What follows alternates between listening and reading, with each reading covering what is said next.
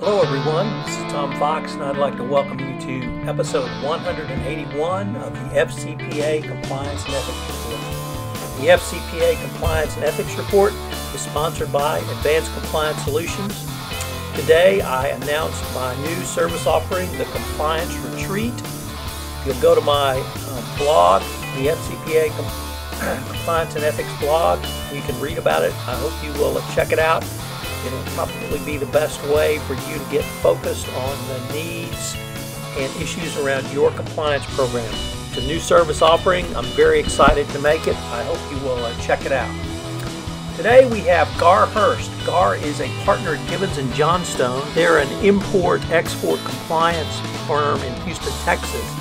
And the firm developed a very interesting tool which I think has social media implications and uses for the anti-corruption compliance practitioner.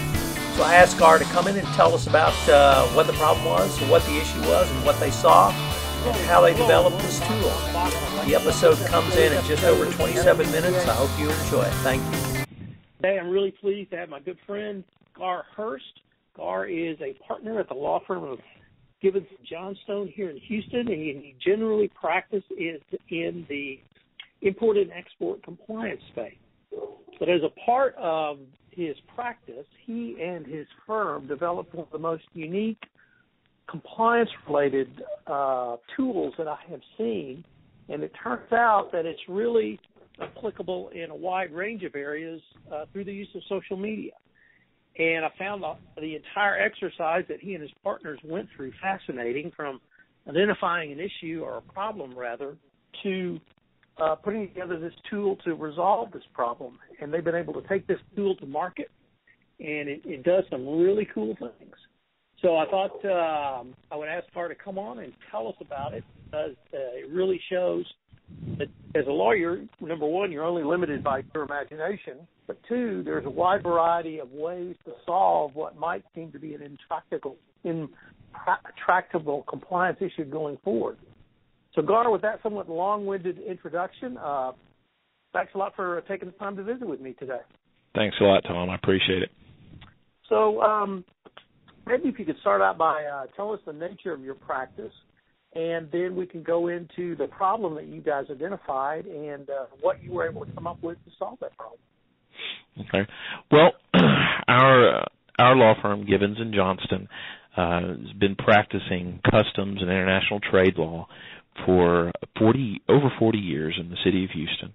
We're really a boutique firm, 8 lawyers right now, and we help importers and exporters deal with government regulations. It can get a little more broad than that, but that's really the nut of it. Regarding the problem that we found, one of the data elements that you have to report every time you make an import or an export transaction is the country of origin, or the country of destination in the case of an export transaction.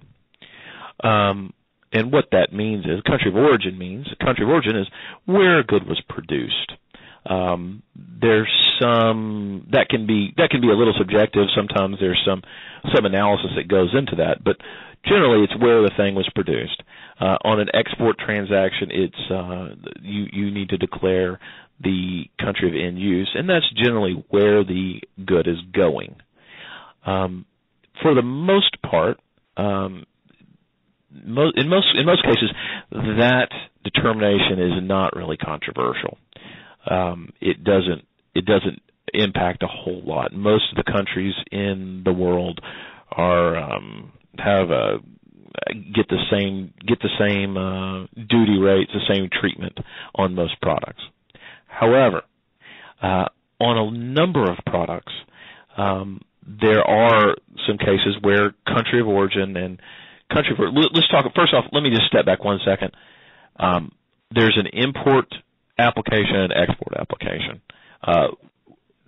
Even though I know, those two things seem like they're related, and business-wise they are, legally they're two entirely different frameworks. Okay? Right. So I'm going to talk mostly about the import side, and mostly because that's where we focused our effort on the software so far. But there's an application on the export side too, and I'll get to that as well. Great. Okay. So on the import side, there is sometimes when country of origin matters, it really matters a lot. There are a number of situations where disparate treatment is given to goods based on where they're from. This would include anti-dumping. This would include endangered species protection. It could include quotas. It can include certain drugs or even intellectual property issues. So let me give you an example. Anti-dumping. In case no one in your audience happens to be a customs lawyer and they don't know what anti-dumping is, basically that's a trade sanction that the U.S. government applies to goods from a particular country, and they do this when a domestic interest group alleges and proves, at least theoretically proves, that that the producers in the foreign country are selling their goods into the U.S. market at below fair market value, and they are, and by doing this, they are harming the U.S. domestic industry. The dumping duties, which can result from this, can easily be 100, 200. I've seen them up to 500% of duties. So you can imagine that does a couple things. One, it can make an importer really timid about importing from a source that's not really well known to them, because if it turns out that those goods are transshipped, meaning you get the Chinese good where the dumping orders applied, most of the dumping orders are applied to Chinese goods, but you get the Chinese goods, you ship it to a third party, a third country, you stamp made in the Philippines, made in Vietnam, made in India, and then you ship it to the United States and try and pass it off as the goods of Vietnam, India, or the Philippines. In that case, the U.S. importer bears the risk of that good coming into the United States having these 100, 200, 300, 400% duties attached to it, and then that importer has no good way to make those duties go away if they later find out that in fact the goods were Chinese. So having these duties, having this disparate treatment from different countries, increases risk on importers, and it also it's by incentivizing cheating on the part of producers, if that makes sense. Are you following me so far? Tom? Yeah, when you described the specific problem that you guys developed a solution around, it was, of all things, honey. Yes. Can you explain to the audience what the issues around honey are, and then maybe go into the solution you guys came up with? Yeah, no problem. Okay, so honey was a case where there was an anti-dumping duty applied to Chinese honey. It's basically equal to the value of the honey, and the honey was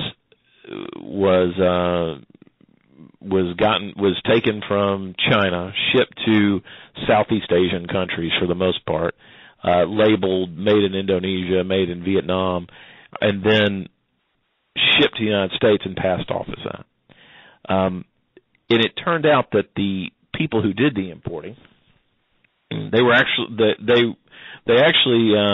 pretty sly about it. They had a good thing going on, because what they would do is it would be the cousin of the producer, and he would come in from China, and he would come in and he would set up a company, and he'd import a whole bunch of stuff, and then by the time customs got around to figuring out that the stuff was actually Chinese and these duties should apply, the person had made their money and they fled the country, and there was nothing left for customs to take.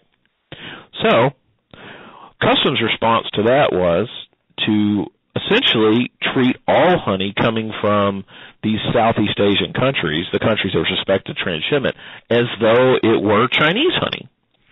And effectively, that excludes it from the market, because on a given 20-foot container of honey, a 20-foot container of honey may be worth $50,000. From that, maybe you can make $10,000 in profit. However, to do that, you would have to put up, essentially, you'd have to pay duties or put up a bond of $50,000. And so it just made the whole thing completely uneconomical. So we were working with a Southeast Asian honey producer, and they were in this situation where Customs was essentially treating them as though they were a Chinese producer. And we provided them documents, we provided them invoices, we provided them production documents, we provided them all sorts of documents, but there was nothing that we could give them documentary that they didn't believe could be faked. That was the problem. Documents on their face are just a form of testimonial evidence, meaning somebody somewhere said, oh, this stuff is actually from the Philippines. Well, it's only as good as the word of the person who wrote it on there. So we needed something that would get beyond that problem. And so one of the things that occurred to us is that with the explosion of smartphone technology, which is in the hands of basically everybody in the United States, and soon to be everyone in the world. But these devices basically allow a person to take a picture that is geotagged and time and date stamped, and then upload that picture to a database in the cloud. So effectively, that's what we did. We created. Let me stop you right there, because I understand testimonial evidence. I certainly understand documentary evidence. But in many cases, aren't you asking someone who you and I might call an uneducated honey farmer, or maybe even a day laborer, to utilize some fairly sophisticated technology to provide documentary evidence that's going to be the basis of information put forward to the U.S. government? Well, I suppose. It may be fairly sophisticated technology, but it doesn't require a whole lot to actually use that technology. So it's actually a simple process, even if the technology is sophisticated. Yeah. The technology is the use of the technology is actually quite simple. In fact, one of the things we did was when we basically created an app that resided on an Android phone that they could then go around and document the collection of all these various barrels of honey and its processing. And every time they take the picture, it would be time and date stamped, and with geotagging as well. So you know when and where a picture of a particular barrel of honey, which we would label with some special labels so you could identify it, when and where that was taken. So I know I interrupted you. What's the next step after that documentary evidence is gathered and then uploaded into the smartphone? Well, it's not really documentary evidence. That's the whole point. It's photographic evidence. It speaks for itself. You see what I'm saying? Because what happens is they take the picture using our app. It then would upload to our servers, but it does it automatically, and they don't have access to the information. They don't have access to the photos once the picture has been taken. They can't manipulate it. So they're taking a picture of something here now. They're going to say, "Here's where I'm collecting this barrel of honey," and then that picture goes up, and it creates a record in our database, and then from there we can track it through its whole processing through exportation to the United States. So when we originally wrote the app, of course, everything was in English. But it's really just a few buttons, a few simple processes, and we were able to translate all of the instructions into the language of the producer. And then from there we were able to the workers and the beekeepers were able to use the technology pretty easily. We translate it with Google Translate, in fact. So once this information is collected and gathered and uploaded into your database, how do you or the firm utilize it to complete any of the legal requirements on behalf of your clients? Well, that's a good question. So in the event that in our particular case, we went to Customs and we told them what we had created, and we told them how we were doing it, and we collected all the information for a particular batch of honey that came into the United States. Our people started importing it, and then Customs asked for the information, and we extracted all of the information about a particular, I believe it was one shipment of honey, and maybe I think it was physically 3 20-foot-long containers. And we compiled it into one giant Excel spreadsheet with links to all the photos and all the maps, and provided it to them, along with the traditional type evidence of invoices and bills of ladings and certificates of cleanliness and all the other normal things that you would see. So that's what we did. In other instances, if it was maybe not the U.S. government that you were, maybe in some instances the U.S. government may not be your primary person you're trying to convince. Maybe it would be a buyer, and then you could do a similar type of a process with them. So since its initial development, have you been able to come out with sort of a version 2.0 or upgrade or update the software in any way? Well, we're working on that right now, in fact.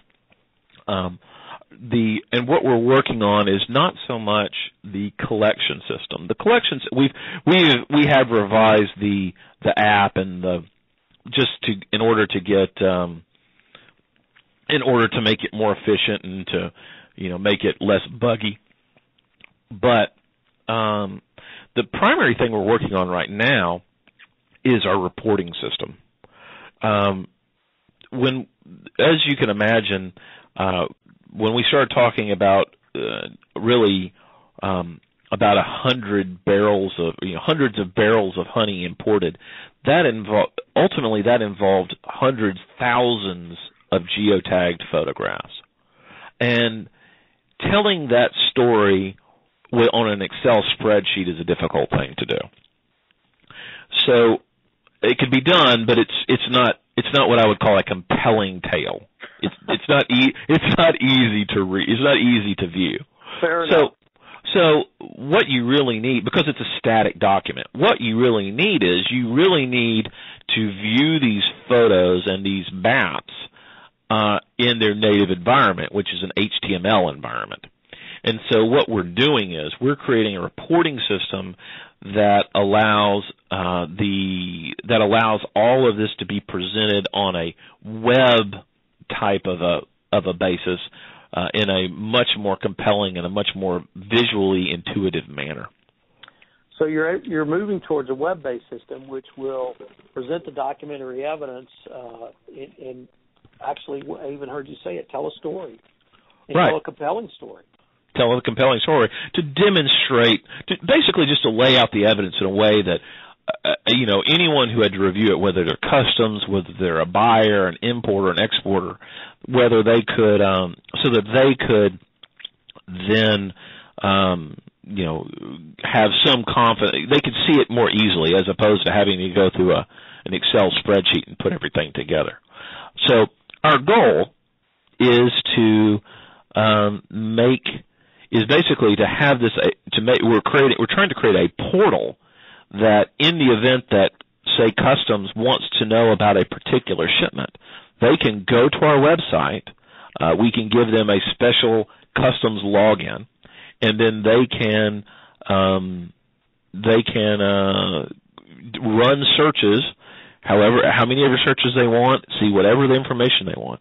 Another advantage to that is that if Customs is running the searches as opposed to myself, there is less opportunity for me to either mistakenly or intentionally mess with the data. It gives them the opportunity to review it in its most basic form, or in a number of reports that we might construct to make it easier for them. Now, on your website for the product, I don't know if you call it co-vouch or co-vouch. Co-vouch. Yeah. COVOUCH.com. You've got an example where you show sample documentary evidence, and you have the bee farmer next to his identified barrels that are identified. It looks like it has a barcode and a number. You've also got a picture of the geotag, which shows the location where the picture was taken. Sure. And then you have other pictures showing the processing, which capture this, as you said, the date, time, and geolocation. So it seems like you're really taking what many of us might think is a pretty cut and dried, if not incredibly dull, recitation of facts, and really using this to tell a story. And here's the story of this farmer and this shipment of honey, and here's, more importantly, how it meets the U.S. import obligations. That's really the idea, and it's really to show, how this. You're telling the story, the provenance, if you will, of one imported barrel of honey, and how did it get to where it's at. It's different. But yeah, that's right. That's exactly what we're trying to do, and trying to do it in a way that is easy enough so that a fairly, as you put it, a fairly uneducated farmer in Indonesia can do it, and a busy customs agent in the United States can review it. When you initially told me about this particular software tool, I saw a multitude of applications, both domestically and internationally, for anyone who needs to verify information on delivery amounts, delivery times, delivery locations. I mean, it could be in the Eagle Ford play, somebody's delivering chemicals even. Doesn't have to be a bee farmer in Indonesia. It could, and I think maybe the only limitation is my own skill in writing computer code. Frankly, we've had to hire other people to do that for us, and as a result, we've been focusing, at least initially, on what we really know, which is customs and international trade. But this is, like I said, this is on an import product. So in honey, the processing is pretty simple. But you could, let's say the question is something eligible for NAFTA? Well, again, how do you know really what was done in the country of Mexico? Meaning, how do you know that a tool is produced in Mexico and not produced in China? Well, if you look at our website and you look at the three pictures that we have there in the processing facility, you could see where instead of having those three pictures of barrels, maybe instead we have, let's say it's just some kind of a metal tool that we're making. The first one could be a blank piece of metal, and then the second one could show that same piece of metal with some kind of identifier on it being machined, and then the third one can be the final tool. And so you could have some actual evidence that particular tool was produced where you said it was produced, and being done in a way so that the producer can basically can produce the evidentiary chain himself and hopefully in a way that doesn't cost him a whole lot or take up a whole lot extra time. Another example might be in terms of export. I told you mostly we've been talking about import, but on export, there's a similar type of situation where if you're exporting pencils, no one much cares where they go. However, in the oil field, we're in Houston, so everything, there's a lot of oil field business going on. A lot of the oil field tools, as I'm sure you know, have nuclear materials in them that are used for sensing and whatnot. Well, if that oil field tool with the nuclear materials ends up going to Kuwait, that may be okay. However, if that same oil field tool ends up going to Iran, that could be a very big problem. That could expose an exporter to all sorts of liability. So one of the uses that we've come up with is for using this system to track where things are going and demonstrating that not only did they go there, but they're being used there, which is what the requirement in law actually is. Another example that has come to us that we haven't really explored as much is in the realm of government procurement. U.S. government purchases are subject to the Buy American Act or the Buy America Act if it's funded by the U.S. government and bought by a local government. And those acts require that goods purchased by the U.S. government also have a certain amount of U.S. content to them. And so, the incentive to cheat, once again, is there. And so we could use the exact same process to demonstrate that a good is U.S. origin for U.S. government procurement purposes as well.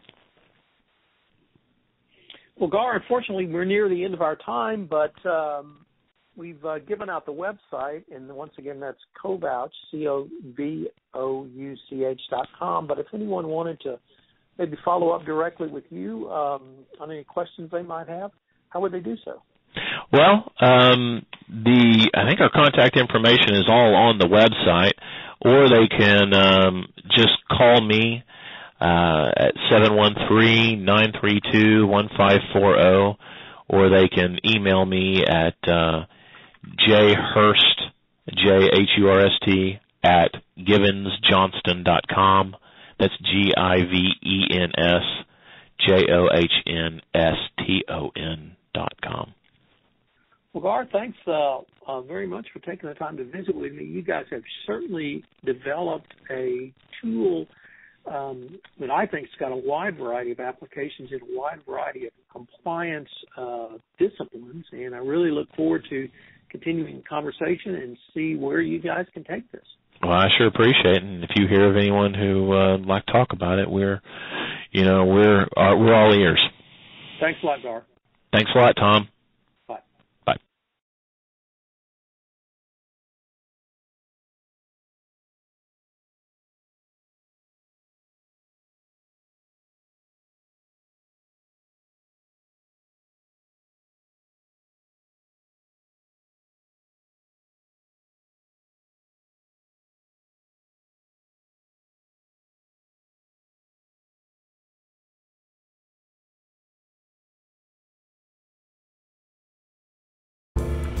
Hello everyone, this is Tom Fox again. I hope you enjoyed this episode of the FCPA Compliance and Ethics Report. If you'd like any more information about my very exciting new service offering, the Compliance Retreat, I hope you will contact me at tfox@tfoxlaw.com. As for a couple of other calls of action, please do not forget to send me your questions for my next and upcoming mailbag episode. And finally, if you could go to iTunes and rate this podcast, I would greatly appreciate it. This is Tom Fox. I hope you enjoyed this episode. Thank you for listening.